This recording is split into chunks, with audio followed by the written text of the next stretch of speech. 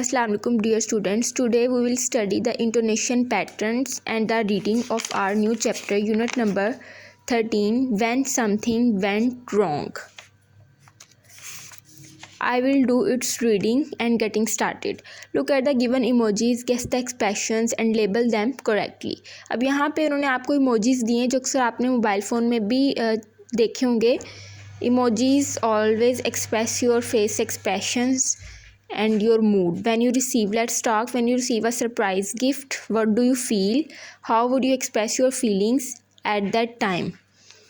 The chapter name is When Something Went Wrong. Reading, pre-reading. Look at the given pictures and guess what is happening. Look at the book title and guess what they are about. Summer holidays had started. Hafsa was getting bored. She anxiously waiting for the storybooks her mother had ordered for her. It would be real fun to read a new adventure story each day, she thought to herself. Just then the doorbell rang. Hafsa, somebody is at the door, her mother called out from the kitchen. Mama, I'm going, responded Hafsa. Miss, here's your parcel, said the postman with a smile as she opened the door. She took the parcel excitedly. Mama, there is parcel. It must be my books, she said, showing the parcel to her mother. Hafsa opened it quickly. There were some books in the parcel. Oh no, these are not the storybooks you ordered for me, she said disappointedly. Her mother looked at the books. Don't worry, Hafsa. I know what happened. The book company has sent us a wrong parcel. Let's write a complaint to the seller about this issue so we can get the right parcel, her mother said. Let's see what they wrote the seller. अब यहाँ पर एक letter है जिसको हम class में discuss करेंगे.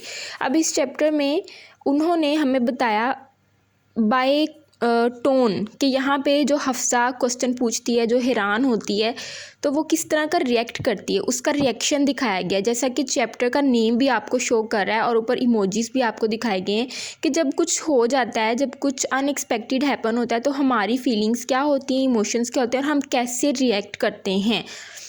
और यहाँ पे अगर आप लर्निंग आउटकम्स देखें तो इसको रीड करके भी आप अंदाज़ा लगा सकते हैं कि इस चैप्टर में हमें क्या मैसेज देने की कोशिश की गई है.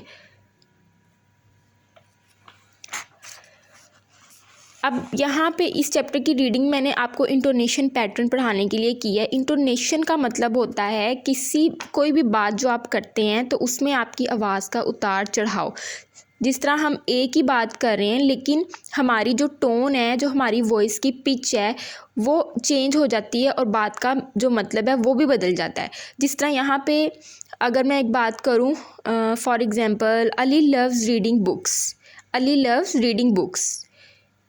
अब यही बात मैं ज़रा चेंज स्टाइल से बोलती हूँ, अपना जो इंटोनेशन पैटर्न है उसको चेंज करके. Ali loves reading books. Ali loves reading books. अब देखें, वहाँ पर मैंने जस्ट एक स्टेटमेंट पास किए कि अली को बुक्स रीड करना अच्छा लगता है. अब जब मैंने दोबारा बोला अली लव्स रीडिंग बुक्स, तो इसमें मेरी टोन चेंज हो गई है और मैं एक क्वेश्चन आस्क कर रही हूँ कि क्या अली को बुक्स रीड करना पसंद है, और वो भी without using any WH words. मतलब आप कोई क्वेश्चन वर्ड यूज़ नहीं कर रहे और आपने बाय टोन ये क्वेश्चन पूछा है. तो आप एक ही बात कर रहे होते हैं लेकिन जो आपकी टोन है वो उसका मीनिंग चेंज कर देती है. बेसिकली यही इंटोनेशन का मतलब होता है. ठीक है. फॉर एग्जांपल अगर मैं यहाँ पर एक और सेंटेंस की एग्जांपल दूँ, व्हाट आर यू डूइंग, ये मैंने बिल्कुल पोलाइटली पूछा है कि आप क्या करें. अगर मैं कहूँ व्हाट आर यू डूइंग, तो अब यहाँ पे मेरे एक्सप्रेशन भी चेंज हो गए और मैंने ज़रा गुस्से से पूछा है. मतलब कुछ ऐसा हो रहा है जो नहीं होना चाहिए और मैं ये गुस्से से बोल रही हूँ. तो अब दोनों बातों में कितना फ़र्क है. वर्ड्स भी सेम है, मीनिंग्स एवरीथिंग इज़ सेम, लेकिन जो बात मैंने की है उसका टोन की वजह से उसका इफ़ेक्ट और उसका इम्प्रेशन बिल्कुल चेंज हो गया है. तो बेसिकली यही हम इंटोनेशन में स्टडी करते हैं. तो ये आपका आज का टॉपिक था. आप